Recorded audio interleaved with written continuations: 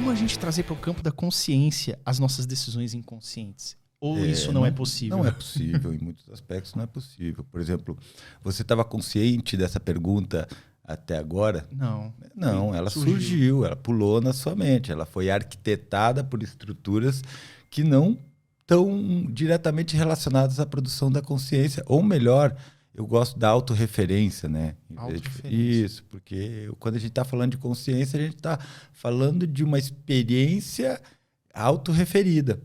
Da minha experiência em particular, né? Eu não gosto desse termo consciência, também não gosto do termo mente, o pessoal sabe. Por quê? Vamos falar disso.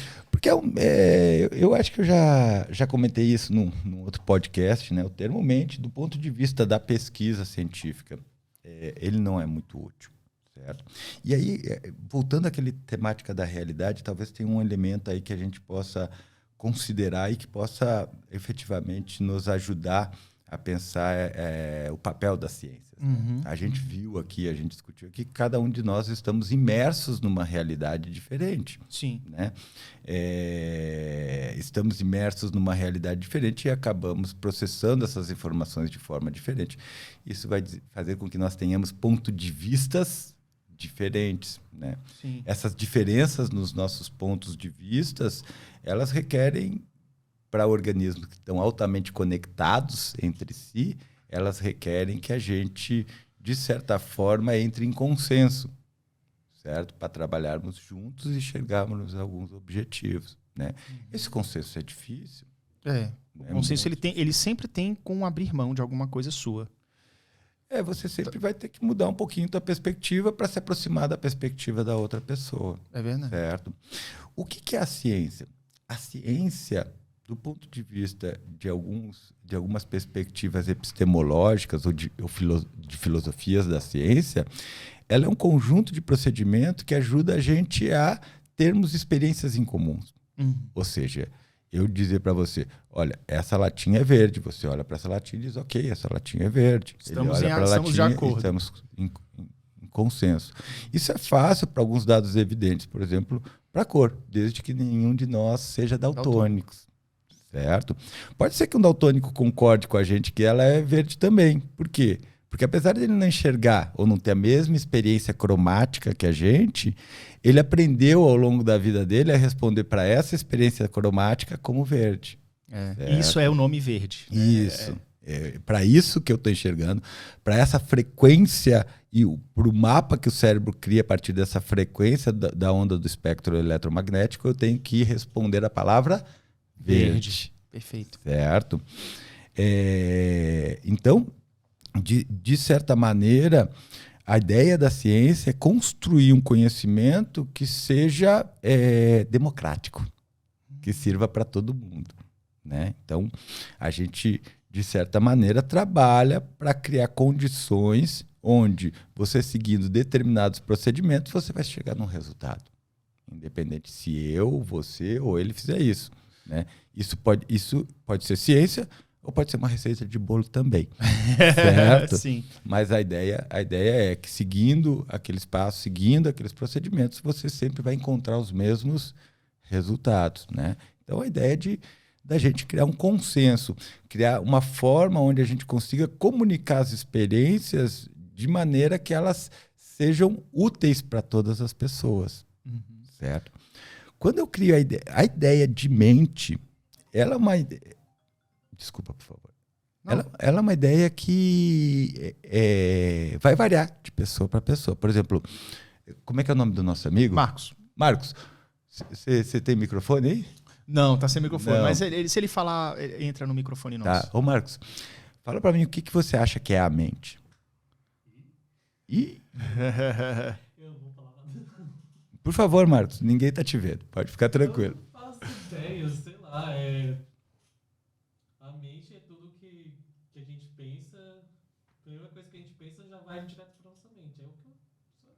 A mente talvez seria seu pensamento, é isso? Isso.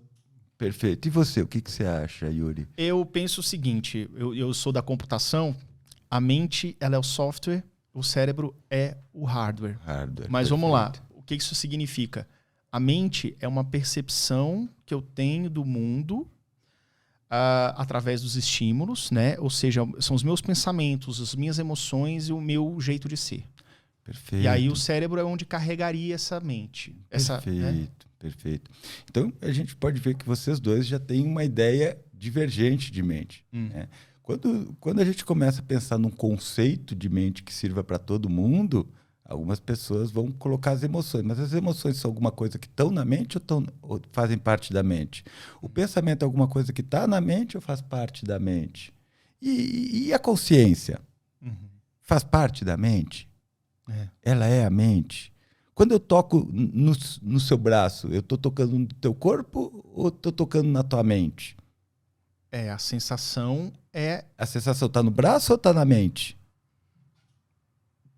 Aparentemente na mente. O braço ele dá uma resposta e a mente processa ela. Enfim. Mas sabe o que eu acho? Por favor, Yuri. Depois de tudo que eu já estudei, já ouvi, e você complementando muito isso daqui, na verdade não existe software. É tudo hardware. Isso.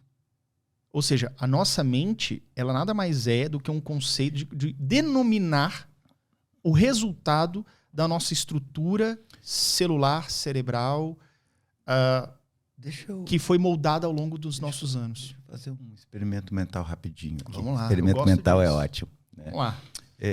Quando você sonha, no sonho, você tem uma mente ou você tem um corpo?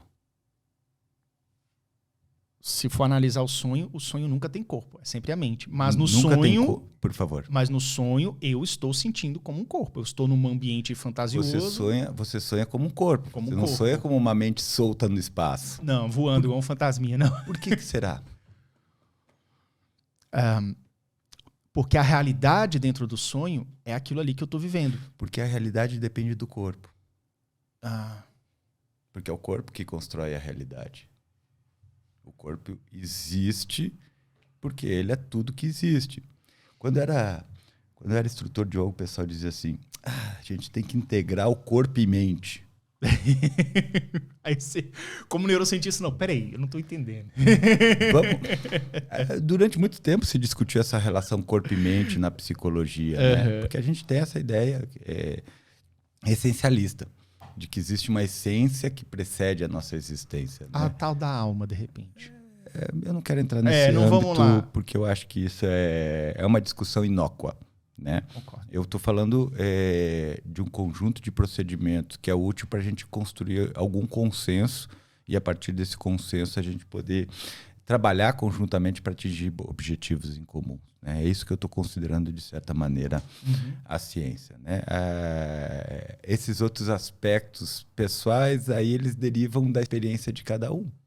Né? Então, cada um vai organizar isso de acordo com a sua própria experiência e com a necessidade de determinadas regras ou crenças para dar significado, sustentar e ajudar, inclusive, a modular o seu comportamento. Né? Então, eu vou me centrar nas discussões que dizem respeito à ciência. Né? Mas por que eu estou falando dessa questão? Porque, de certa maneira, essa relação corpo e mente, ela é uma relação inócua. Certo? Você não tem uma relação corpo e mente. A gente parou de falar e a gente desviou do assunto que eu estava falando da síndrome dos membros fantasmas. Né? Então, nesse caso, o paciente tem a ausência de um membro, mas ele tem ainda a sensação, a percepção de que aquele membro ainda está produzindo sensações. Certo? E olha só que interessante isso, Yuri. Isso ocorre porque no cérebro a gente tem uma região que é o giro pós-central, também conhecido como área somatosensorial primária. Né? Nessa área, a gente tem uma representação de toda a superfície do nosso corpo. Né? A gente chama isso... Mapa, talvez. É um mapa. A gente chama isso de homúnculo de Penfield, ou mapa de Penfield. Né? Esse mapa ele tem uma organização que é muito parecida para todos os seres humanos. Né? Então, a região, por exemplo, que processa as informações do braço, ela invariavelmente está próxima, adjacente à região que processa informações da face. Ah, sim.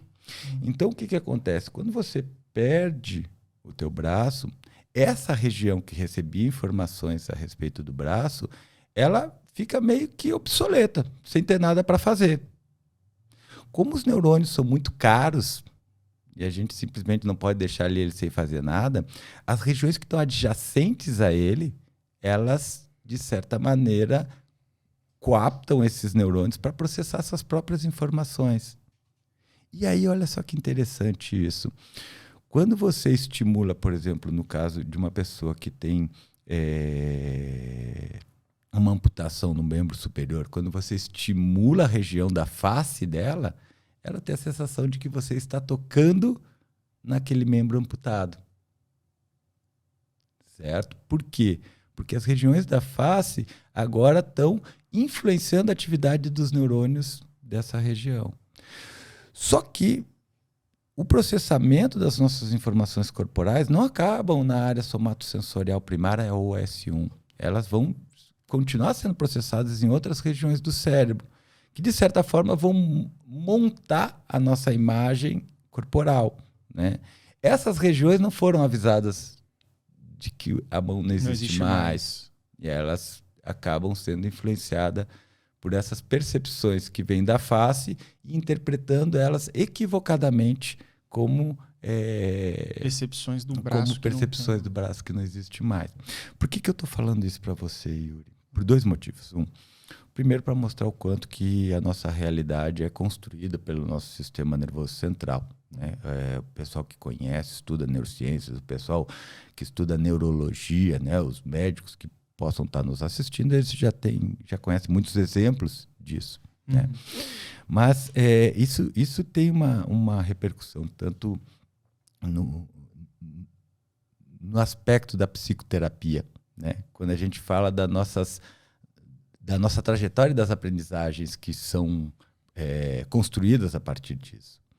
A gente tem que pensar que toda a nossa experiência ela está implicitamente ligada ao funcionamento de uma rede de neurônios, certo? Se essa rede de neurônios para de existir, esse funcionamento, teoricamente, para de existir também, né? Durante a nossa trajetória, a gente vai construindo uma infinidade de redes que faz parte da nossa aprendizagem e do nosso desenvolvimento, né? Algumas dessas redes são úteis para a gente resolver problemas, sei lá, quando a gente tem 7, 10, 12, 15 anos, né? Mas, obviamente, eles podem se tornar lá na frente inúteis ou a relação custo-benefício pode não se tornar tão favorável, certo? Tem como a gente eliminar essa rede? Em geral, não. A gente vai sobrepor essa rede com novos engramas, com novas experiências. Vai atualizando, né? Vamos atualizar ela, certo? A gente vai construir experiências dentro da experiência terapêutica que possibilite a formação de novos engramas que se sobreponham àqueles e que promovam respostas mais elaboradas, certo? Então, o que a gente tem que pensar é que na medida em que a gente vai construindo novos engramas, a gente não abandona os antigos. Talvez a gente enfraqueça eles em alguns aspectos, mas eles existem ali ainda. Às vezes acontece, por exemplo, de que eu sou uma pessoa muito ansiosa, né? Então, eu tenho ansiedade e eu direcionei minha ansiedade para determinadas coisas. Por exemplo, eu tenho muita ansiedade em relação a dinheiro, a ter controle sobre as coisas. E vamos dizer que eu trabalhei minha vida toda para dar conta disso, né? De repente, chega num determinado momento e eu estou financeiramente estável. A minha ansiedade vai passar? Eu espero que sim. Não. Não vai. Você sabe disso porque você já passou por isso. E por que a tua ansiedade não vai passar? Porque você construiu um circuito enorme para sustentar essa ansiedade em determinadas regiões do cérebro. Esse circuito continua ali. Como esse circuito não precisa mais se preocupar com dinheiro, ele vai agora começar a processar outras informações. Ele vai migrar a preocupação. E eu prefiro falar deslocar, para usar um termo que é muito caro aos psicanalistas. Tá certo. Você vai deslocar essa rede para outras coisas. Fábio, isso tem muito a ver com uma situação que eu vivi. Eu tive TOC diagnosticado há uns anos atrás e era com relação a pensamentos obsessivos. Perfeito. Realidades obsessivas, no conceito básico de realidade, tá? pensamentos que me atrapalhavam muito. Porque eu tinha pensamentos e aquilo me atrapalhava, me incomodava, e aí eu descontava, assim, nas situações, enfim, era um inferno. Eu me infernizava quem estava à minha volta, o negócio transbordava. E o que era interessante, assim, interessante nesse sentido, mas era uma droga, é que, de fato, quando eu começava a experimentar assim, não, beleza, então esse pensamento está me enchendo o saco, eu vou obedecer esse pensamento. Então, eu vou fazer determinada coisa que eu sinto que eu devo fazer para silenciar esse pensamento. Perfeito. Eu ia lá, executava e imediatamente o pensamento mudava de foco. Perfeito. Eu falei, que isso? Isso aqui é um fantasma, um monstro na minha cabeça. Aí eu fui lá no meu psiquiatra e tudo, fiz um tratamento medicamentoso muito sério, negócio acompanhado direitinho. E aí, com a medicação e a terapia, durante um ano, puxa, velho, melhorou 99%. Isso. Não é 100%. Ainda de vez em quando tem um negocinho. Mas, cara, é 1%. Porque o circuito tá ali. Porque o circuito tá ali.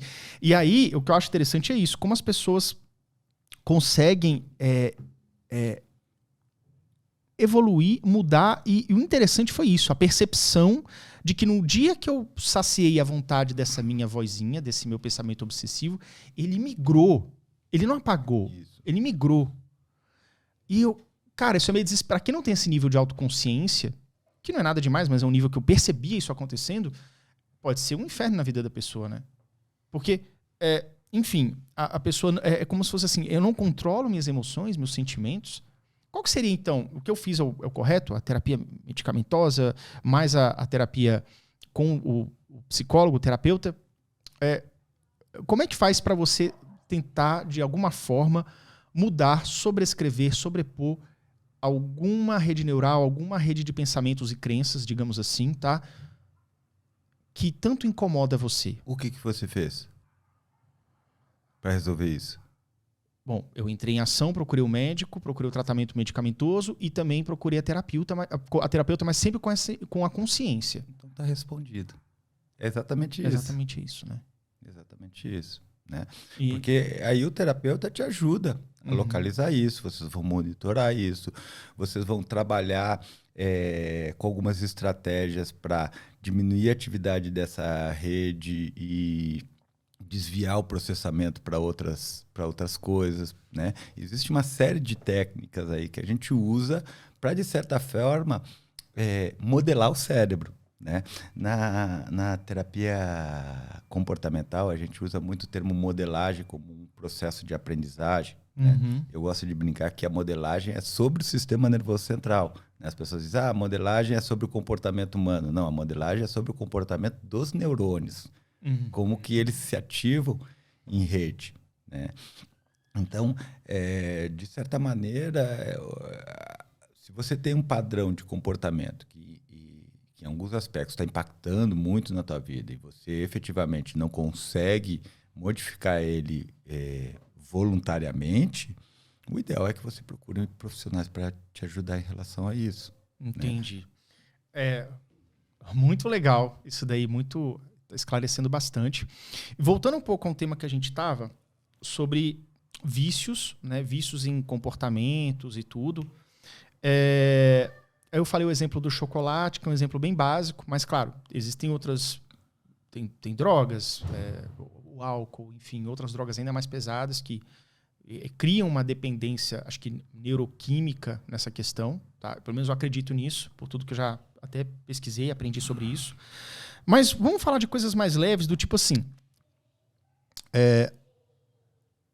eu não sei nem se você chegou a me responder, porque eu falei assim, olha, a pessoa que, entre aspas, se auto-sabota, porque ela faz um comportamento... você respondeu da questão do preço, né? Que aquilo tem aquele preço. Por exemplo, não está tão claro para você a grande vantagem de você perder peso. Não. Né? Então você não está ali com tanta vontade de... Eu diria que quando a gente fala autossabotagem é porque a gente assume alguns valores, algumas crenças como mais adequados, né? Mas... Outras vias de processamento do nosso sistema nervoso central não atribuem o mesmo valor a isso. E o contexto vai mudar o valor das coisas também.